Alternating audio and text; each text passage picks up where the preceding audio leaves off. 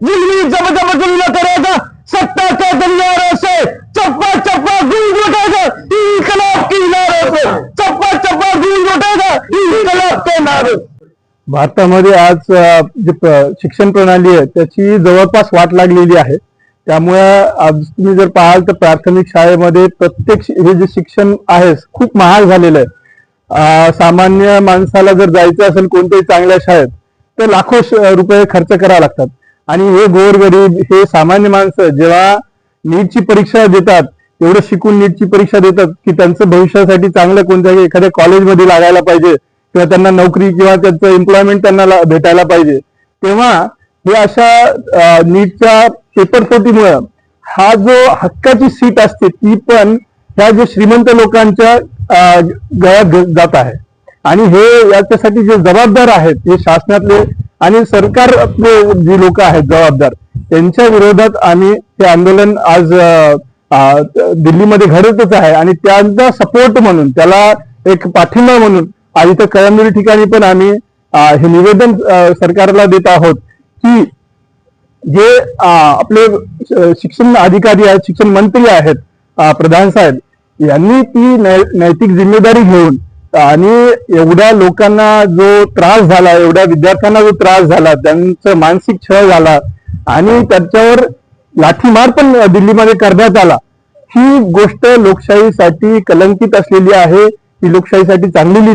गोष्ट नाहीये। त्यामुळे याची सगळ्याची जबाबदारी घेऊन प्रधान यांनी शिक्षण मंत्री यांनी राजीनामा त्वरित दिला पाहिजे ही आमची मागणी आहे। आणि विद्यार्थ्यांवर जे केसेस झाल्यात, विद्यार्थ्यांना जी हाणामारी झाली आहे त्याची पण जबाबदारी घेऊन त्यांचे केस पाठीमागे घ्यावीत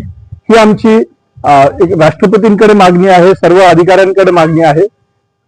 आणि त्यासाठीच आम्ही इथं आज निवेदन देण्यासाठी आलेलो आहोत। आज आपण पाहतोय की विद्यार्थ्यांचा प्रचंड त्या दिल्ली येथे जंतर मंतर येथे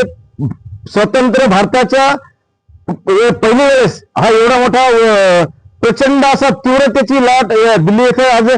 विद्यार्थ्यांमध्ये आलेली आहे आणि आपण बघतो 20 तारखेला जवळपास काळा दिवस, या स्वतंत्र भारतातला काळा दिवस आपण 20 जुलै 2026 हा काळा दिवस म्हणून मानला पाहिजे।